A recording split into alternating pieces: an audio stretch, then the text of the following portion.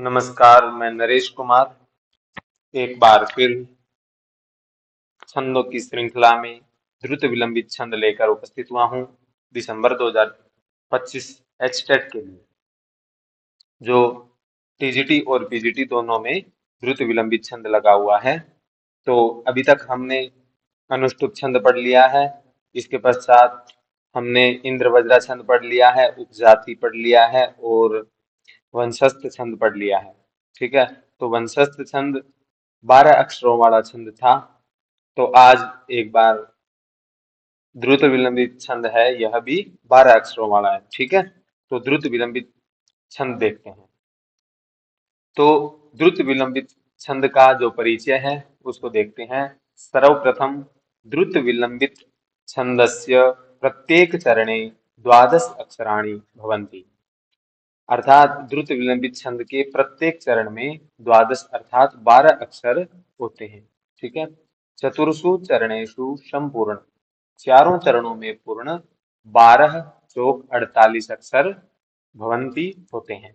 ठीक है, तो इस प्रकार से वंशस्थ में भी 12 अक्षर होते हैं, द्रुत विलंबित भी उसी जाति का छंद है। ठीक है, इसके बाद अब हम पढ़ते हैं द्रुत विलंबित छंद का जो लक्षण है वो वृत्त रत्नाकर में दिया गया है। ठीक है, वृत्त रत्नाकर में क्या लिखते हैं?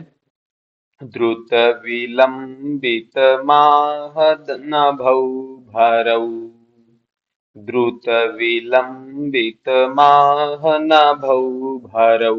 अर्थात द्रुत विलंबितम, द्रुत विलंबित होता है, आह कहा गया है, नभौ भरौ, नभौ भरौ का अर्थात जैसे हमने प्रारंभ में एक सूत्र पढ़ा था, उस सूत्र को एक बार फिर लिख लेते हैं यहाँ। य माता राज भान सलगा,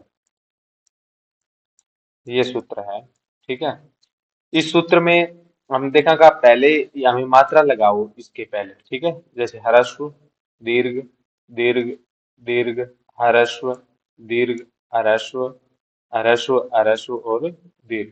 ठीक है, इसके पश्चात यहाँ पर भी 12 अक्षरों के लिए सबसे पहले नभौ और भरौ, इन दो पदों का ध्यान रखना है। ठीक है, इसमें क्या है, नभौ का मतलब होता है नगण और भगण। ठीक है, तो सबसे पहले क्या होना चाहिए, नगण। ठीक है, तो नगण में यहाँ हम देखेंगे तो नगण में तीनों ह्रस्व होते हैं। ठीक है, तो ये हो गया नगण। इसके बाद भगण मतलब भार न स, तो ये हो गए, ये तीन हो गए भगण। ठीक है, ये भगण हो गया, नभौ हो गया और फिर भरऊ, फिर एक भगण और फिर रगण। ठीक है, राजभा। ठीक है, ये हो गया रगण। तो इस प्रकार से 4 गण होते हैं। ठीक है, तो इसका उदाहरण देखते हैं। और इस लक्षण की ये भी एक खास बात है कि इस लक्षण में भी ये घट जाएगा। ठीक है, इस लक्षण में भी ये घट जाएगा। तो सबसे पहले हम देखेंगे उदाहरण को, एक बार हम पारायण करते हैं। इदम अनन्य परायण मन्मथा हृदय सन्निहिते हृदय मम, यदि समर्थ्यसे मदिरे क्षणे मदन बाण हतोष्मि हतः पुनः। तो ये भी श्लोक है, ये अभिज्ञान शाकुंतल के तीसरे अंक का 16वां श्लोक है। तो इस श्लोक में द्रुत विलंबित छंद का प्रयोग किया गया है। ठीक है, तो अब हम इसको घटा के देखते हैं। सबसे पहले नगण होना चाहिए, यानी पहले तीनों ह्रस्व होने चाहिए। तो ई ह्रस्व ह्रस्व ह्रस्व, फिर ये संयोगाक्षर आ रहा है इसलिए ये ना दीर्घ होगा। ठीक है, और इसके पश्चात ये ह्रस्व है, प ये ह्रस्व है। ठीक है, तो सबसे पहले ये क्या हुआ, नगण हुआ, फिर ये क्या हुआ, भगण हुआ, और इसके पश्चात क्या है, रा ये दीर्घ है, ये ह्रस्व है, ये ह्रस्व है, फिर भगण हुआ। ठीक है, ये भी भगण हुआ, और म ये दीर्घ होगा, क्यों, क्योंकि आगे संयोगाक्षर है और आगे ये दीर्घ है। ठीक है, तो ये ह्रस्व हो जाएगा, और ये ह्रस्व और दीर्घ हम अपनी इच्छा अनुसार कर सकते हैं। ठीक है, इसको हम अपनी इच्छा के अनुसार कर सकते हैं। जो अंतिम अक्षर होता है वो स्वेच्छा से ह्रस्व दीर्घ आवश्यकता के अनुसार हम कर सकते हैं। ठीक है, तो ये अंत में क्या हो गया, रगण हो गया। ठीक है, तो यहाँ पे रगण में क्या होता है, रगण में देखा था कि दीर्घ ह्रस्व दीर्घ, तो यहाँ पर ये दीर्घ है, अंतिम है, ये हम अपनी इच्छा के अनुसार कर सकते हैं। ठीक है, यानी जो आवश्यकता हो।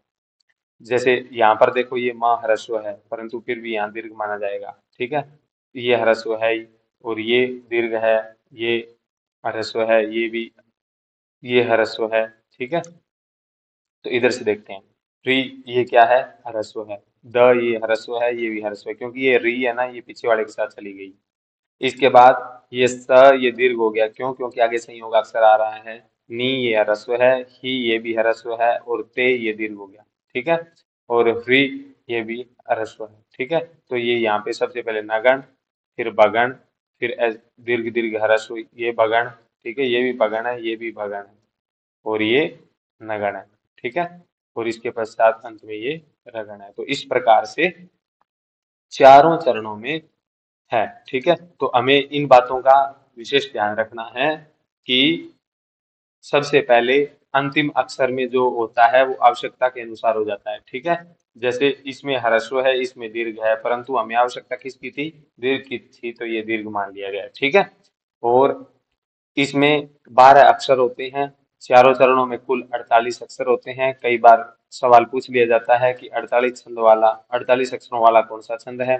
ठीक है, और ये वार्णिक वर्णित छंद है। क्यों, क्योंकि इसमें वर्णों की गणना होती है, और प्रत्येक चरण में 12-12 अक्षर हैं। देखो 1 2 3 4 5 6 7 8 9 10 11 12। ठीक है, 1 2 3 4 5 6 7 8 9 10 11 और 12। ठीक है, और इसमें हम देख लेते हैं, सबसे पहले नगण होना चाहिए, ह्रस्व ह्रस्व ह्रस्व होना चाहिए, फिर ये दीर्घ आ गया, फिर ये ह्रस्व आ गया, फिर ये भी ह्रस्व आ गया, ये दीर्घ आ गया, ये ह्रस्व आ गया, ये ह्रस्व आ गया, ये दीर्घ आ गया, क्योंकि ये संयोगाक्षर है। क और स के मेल से बनता है क्ष। क्या, क और स के मेल से क्या बनता है, क्ष, इसलिए ये ह्रस्व हो गया और ये दीर्घ हो गया। ठीक है, तो ऐसे नगण, भगण, भगण और रगण। ठीक है, इसी प्रकार से अरस्व अरस्व अरस्व, फिर दीर्घ, फिर अरस्व अरस्व, फिर ये दीर्घ है, फिर ये दीर्घ है। ठीक है, ये इधर आगे तो ये अरस्व हो जाएगा। ठीक है, फिर ये अरस्व, ये दीर्घ, ये अरस्व, ये दीर्घ। ठीक है, तो ये रगण हो गया, ये बगण हो गया, और ये बगण हो गया, और ये नगण हो गया। ठीक है, नगण, भगण, भगण और रगण। ठीक है, तो इस प्रकार यहाँ रगण है, भगण है, भगण है, और यहाँ पे नगण है।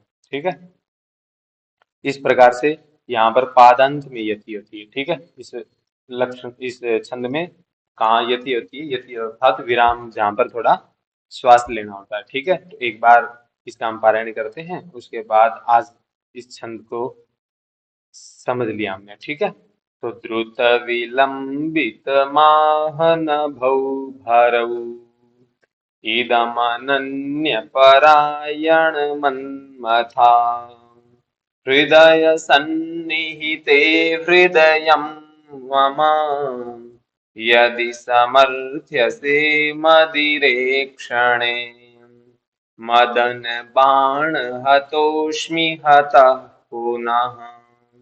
तो आप भी इसको पारायण करें बार बार, और इस छंद को स्मरण करें, और इनको अपनी नोटबुक में लिखने का प्रयास करें, और साथ में इनको रोज अपने, जब तक हम पढ़ रहे हैं इसको तब तक इनका पारायण करें, जिससे स्मरण हो जाएगा, और जो भी सवाल आएगा वो आसानी से कर सकोगे। तो आशा है कि आपको ये समझ आ गया होगा, और शीघ्र ही एक नए विषय के साथ, अगले छंद के साथ शीघ्र ही उपस्थित होंगे। तब तक के लिए नमः संस्कृताय, धन्यवाद।